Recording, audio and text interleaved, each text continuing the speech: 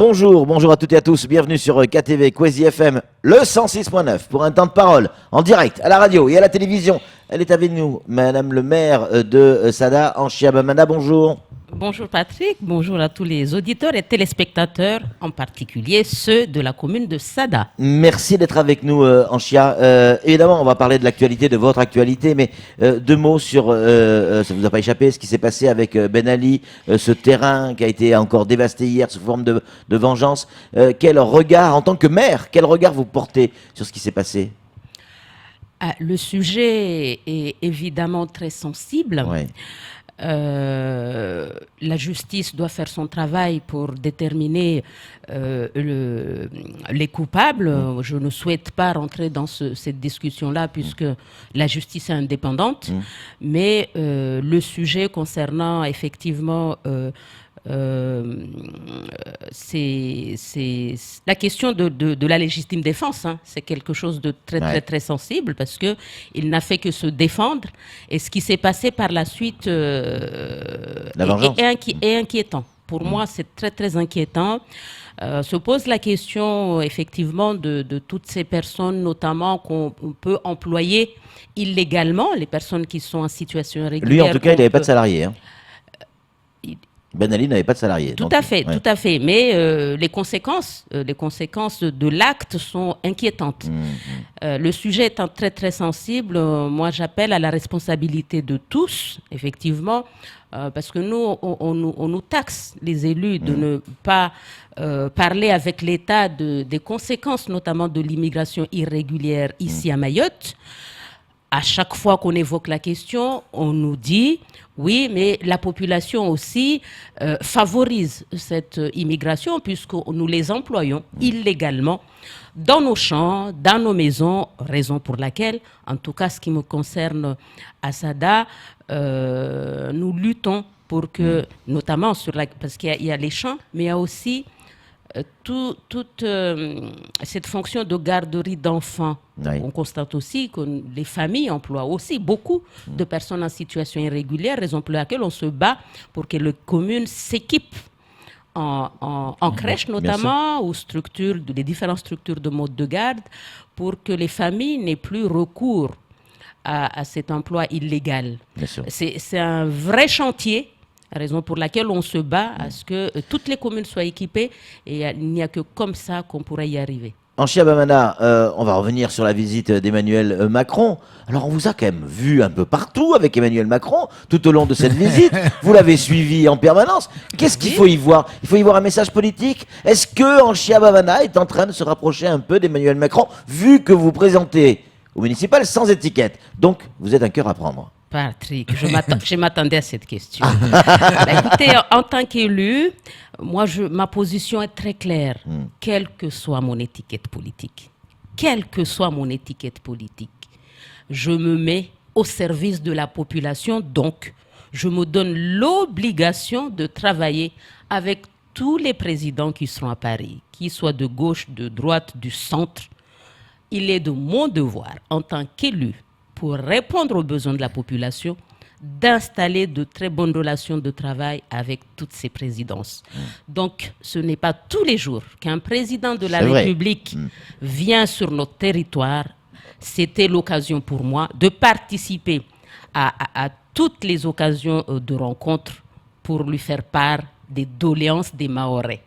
Voilà ma principale motivation. Et effectivement, je confirme ici, j'ai tenu à être à ses côtés, aux côtés de ses directeurs de cabinet très proches, pour faire passer les doléances des Mahorais. Et Dieu sait à quel point il y en a. Oui. Alors donc sur le plan politique, vous vous sentez plus proche aujourd'hui d'Emmanuel Macron ou des Républicains ? Politiquement parlant. Je crois que j'ai répondu à la question. Pas complètement. Patrick. Je vais aux élections, et ça je l'ai dit clairement, sans étiquette. Sans étiquette, puisque je n'ai pas eu l'investiture des LR. Ce n'est pas la fin du monde. J'estime qu'avec l'équipe municipale de 2014 à ce jour, nous avons entamé un travail formidable dans la commune de Sada. Je sais comment j'ai retrouvé cette commune en 2014. Donc aujourd'hui, avec les collègues qui sont restés avec moi jusqu'à ce jour, nous continuons le combat pour le développement de la commune de Sada parce que nous avons entamé beaucoup de chantiers. Encore une fois, Paris ne s'est pas construit en un jour. Donc, c'est raison pour laquelle nous souhaitons aller au-devant du peuple et c'est le peuple qui tranchera. Mais partir sans étiquette en Chia, aujourd'hui c'est compliqué à l'époque où on vit. Il y a des grosses machines autour de vous, des grosses machines politiques. Partir sans étiquette, c'est sans, avec peut-être le soutien de la population ou de votre équipe, mais il y a quand même besoin d'un soutien politique, financier pour partir dans une campagne. Vous vous sentez pas un peu seul? Quelle machine politique? Le national nous a bien montré que l'arrivée à la présidence d'Emmanuel Macron a très bien balayé les LR, ces partis politiques traditionnels. Les socialistes. C'est dépassé tout ça, Patrick. Ouais. Je reste persuadé que c'est dépassé et Mayotte vit une telle situation problématique qui fait que l'important, c'est de mettre en avant des élus qui travaillent au service de la population, pas au service de leur poche. On a bien compris. Camarbois a une question opposée en Chia. Alors, Madame le maire, on sait que vous l'avez dit justement, vous avez lancé des chantiers, vous êtes en cours, vous voyez, vous avez en tout cas votre regard de demain, de Sada de demain. Aujourd'hui, vous partez à la reconquête, en tout cas, de ce siège de maire. Est-ce que si finalement ça se passait pas bien, ça serait une désolation, une trahison, parce que quand même, vous avez lancé les chantiers. Et on le sait qu'à Mayotte, on a ce problème de ne pas continuer le chantier de l'autre, alors que vous avez déjà entamé un gros chantier pour Sada. Oh, vous savez, l'équipe municipale et moi-même avons repris en 2014 des projets qui étaient déjà là depuis au moins 2 mandatures. Je peux vous citer le marché couvert qu'on va inaugurer ce samedi 2 novembre. Ouais. C'est un projet qui date de 2 mandatures dans la commune de Sada. Je peux vous citer les vestiaires que nous sommes en train de terminer au service des équipements sportifs pour la jeunesse. Nous terminons le chantier ce mois de décembre 2019. Ce sont des projets qui datent d'au moins 2 mandatures. Donc nous avons bel et bien repris des projets qui traînaient dans la commune depuis très longtemps. On parle de la nouvelle mairie de Sada. Bien sûr. Ça fait au moins 12 ans qu'on chante cette chanson. Nous arrivons en 2014, il n'y avait aucun financement pour financer ce projet d'envergure. Nous avons aujourd'hui obtenu 6,5 millions pour construire la nouvelle mairie de Sada. Nous venons d'obtenir le permis de démolir les anciens bâtiments puisque nous allons construire sur le même site un chantier d'envergure avec un parking sous-sol, 2 étages pour faire face aux besoins de 11 000 habitants puisque à l'époque, quand le bâtiment a été construit, la commune de Sada comptait 4 000 habitants. Ouais, c'est pas pareil. Voilà. Donc, c'est un chantier, on en parlait, mais il n'y avait pas de financement. Je le répète encore, quand un projet n'est pas financé, c'est un projet qui ne voit jamais le jour. Donc, j'ai la fierté aujourd'hui, ainsi que toute l'équipe municipale qui travaille avec moi à ce jour, pour enfin sortir de terre ce gros chantier qu'attend la population depuis au moins 2 mandatures. Est-ce que c'est bien, vous vous sentez plus en confiance aujourd'hui, sans étiquette? Bien évidemment, vous allez repartir sur le champ de bataille. Quand je parle champ de bataille, c'est les municipales. Sans étiquette, mais confiante avec aujourd'hui ces chantiers-là, avec le bilan que vous représentez aujourd'hui. Confiante, parce que les projets sont en cours. Faites un tour dans la commune de Sada actuellement. La commune est en chantier. Bien sûr. Nous sommes en train de faire le plateau sportif de Bandjani. Après, ça sera celui de Mangajou. Ces 2 projets sont financés. Donc, nous avons mis le paquet sur 2 chantiers majeurs en termes d'infrastructures. La mise aux normes des écoles de tous les groupements scolaires de la commune, 2000 enfants scolarisés dans ces établissements qui étaient pourris quand nous sommes arrivés en 2014, et la mise aux normes de tous les équipements sportifs. Donc c'est le chantier que nous menons actuellement et nous nous battons pour avoir de nouveaux équipements pour développer d'autres sports à Mayotte. Je pense notamment à la natation, qui est une discipline obligatoire au regard du Code de l'éducation. Et je le dis encore ici, il y a des formations qui ne sont pas faites ici à Mayotte. Pourquoi ? parce que les enfants de Mayotte ne savent pas nager. Donc nous menons cette bataille depuis 2016. Je me bats pour que ce projet voie le jour, mais je suis confiante parce que c'est un persistant et c'est l'expérience qui le dit qu'on y arrive. Et je rencontre d'ailleurs M. Colombé le 14 novembre prochain pour discuter de ce dossier d'envergure, la construction d'une piscine municipale à vocation à recevoir des compétitions en 2027. Pas mal ça, ça veut dire que si on a cette piscine municipale du côté de Sada en 2027, c'est pour J'espère l'accueil des Jeux l'avoir des îles. bien avant. L'accueil des Jeux des îles. Tout à fait. Ouais. Mon cher Bamana, j'aimerais qu'on revienne sur ces écoles que vous avez inaugurées, ou ces classes que vous avez inaugurées il y a peu de temps. En quoi c'est quelque chose d'exceptionnel? Oula, c'est une fierté pour la municipalité, je peux vous dire. C'est une fierté pour la municipalité. Je rappelle ici, et ça va rester dans ma tête toute ma vie.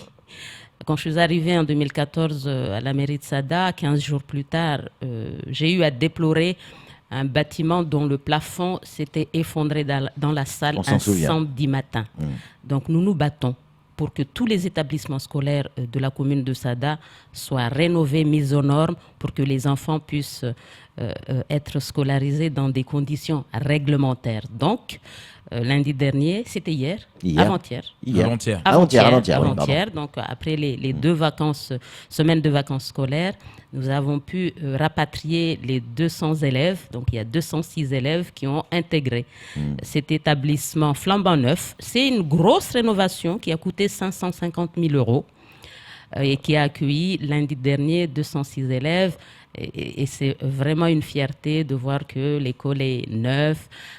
Nous avons du mobilier neuf. C'est ce que j'allais dire, il n'y a pas que l'école, il y a le mobilier, je vois le tableau, les tables, les chaises. C'est une vraie classe d'école. Une vraie classe d'école, comme on peut la trouver à Paris. C'est mon combat depuis 2014. Qu'est-ce qu'ils vous disent, les parents d'élèves? Parce que là, bon, ok, très bien, il y a le côté politique des choses, mais les parents doivent être fiers d'amener leurs gamins dans ce type d'école.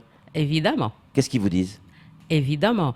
Je les rencontre lundi prochain autour d'une petite collation pour en discuter. Là, vendredi soir, je rencontre le conseil d'administration de la Caisse des écoles, puisque nous avons ouvert la deuxième caisse des écoles de Mayotte, après celle de Mamoudzou. En fait, on a créé un établissement autonome qui s'occupe de toute notre politique éducative, ce qui permet en fait de dégager le budget concernant l'éducation en dehors du pot commun de la commune. Donc, si on a des difficultés au niveau de la commune, au moins on sécurise la politique éducative. Donc, je rencontre les parents vendredi soir à l'occasion du conseil d'administration de la Caisse des écoles, et ça sera l'occasion d'en parler. Les parents sont tout contents. Nous avons expérimenté 2 écoles l'année dernière en les équipant de tablettes numériques. Grâce à une subvention qu'on a obtenue à l'Éducation nationale. Donc nous avons le projet de généraliser cet outil. À cet effet, nous rencontrons le nouveau recteur qui arrive chez nous lundi prochain à 9h pour une visite de la commune, et ce sera l'occasion de lui présenter ce projet de numérisation de toutes les écoles de la commune.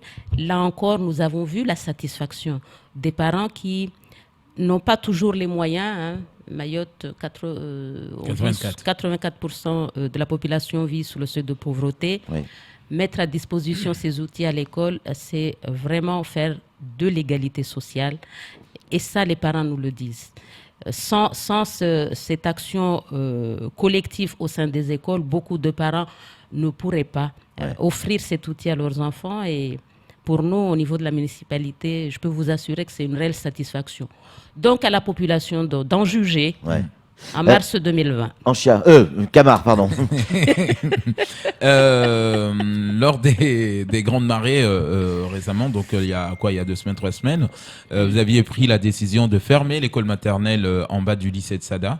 Elle était fermée. On a vu quelques mécontentements, donc des parents d'élèves qui disaient qu'il y avait manque de communication.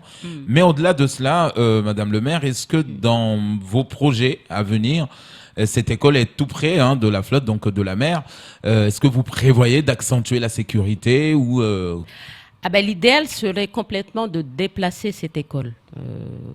C'est très clair au niveau de la municipalité.